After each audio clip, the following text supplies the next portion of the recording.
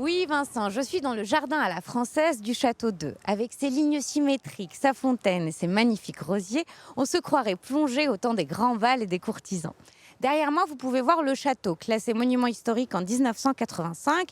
Il est surtout connu pour avoir été la résidence d'été du roi des Français, Louis-Philippe. Et je retrouve Alban pour en savoir un peu plus. Bonjour Alban. Bonjour. Racontez-moi un peu l'histoire de ce château.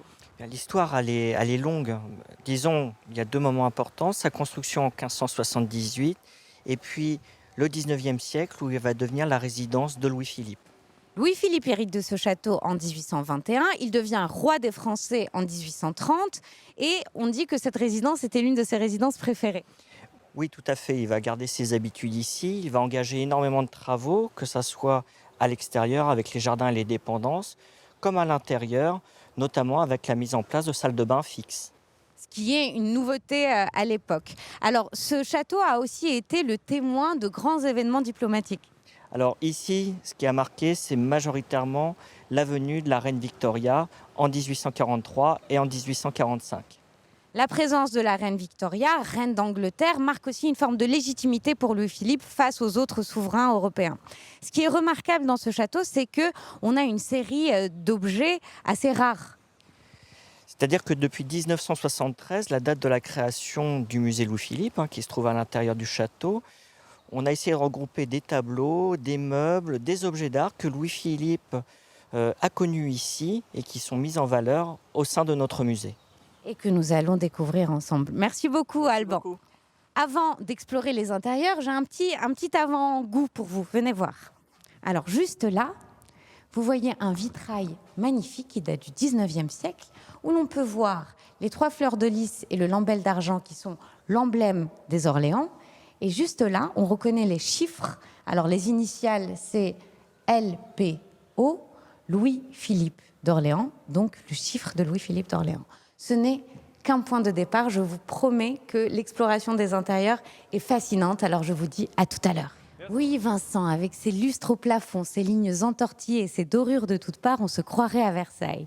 Eh bien non, je suis toujours au château d'Eu, dans la galerie des Guises, l'une des salles les plus importantes du château, qui n'a absolument aucun secret pour Alban. Alban, pourquoi appelle-t-on cette salle la galerie des Guises? Bien, elle a ce nom, tout simplement parce que vous avez ici 46 portraits de membres de cette famille. La famille des Guises était une famille très importante qui est à l'origine de la construction de ce château. Tout à fait. Et tout particulièrement, deux membres de cette famille. Alors, le plus connu, c'est Henri, le troisième duc de Guise. Et j'ai envie de dire, dans cette histoire, c'est aussi Catherine de Clèves, son épouse, puisque c'est dans sa famille que l'on peut posséder ce comté d'Eu, où ils vont décider de faire ce château. D'accord. Et quand Louis-Philippe arrive ici, pourquoi il ne décide pas de refaire la décoration? Bien, Louis-Philippe, malgré tous les travaux qu'il va faire ici, est avant tout un passionné d'histoire, un passionné de patrimoine. Donc, il va souhaiter garder cette collection de tableaux et surtout la mettre dans la pièce principale du château, bien pour mettre en honneur la famille qui est à l'origine de la construction de sa résidence.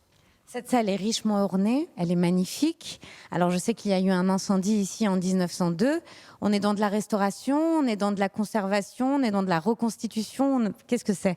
En fait, on a été obligé de faire un petit peu tout ça, pour redonner tout son luxe à cette pièce, qui avait entièrement brûlé lors de ce grand incendie.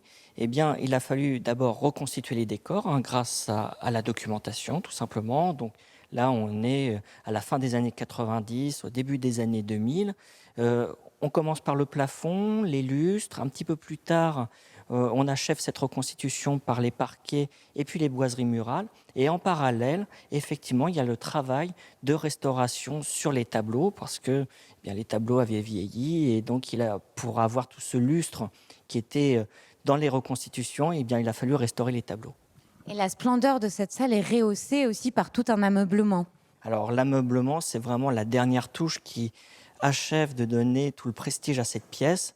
Cet ameublement, il a été déposé l'année dernière par le Mobilier National. Et ce qui est vraiment intéressant ici, c'est que les tapisseries qui ornent les canapés, les fauteuils, les chaises, en fait, sont des tapisseries qui ont été commandées par Louis-Philippe pour cette pièce. Et c'est vraiment sublime. Merci beaucoup, Merci. Alban. Louis-Philippe adorait faire visiter cette salle à ses convives après un bon repas.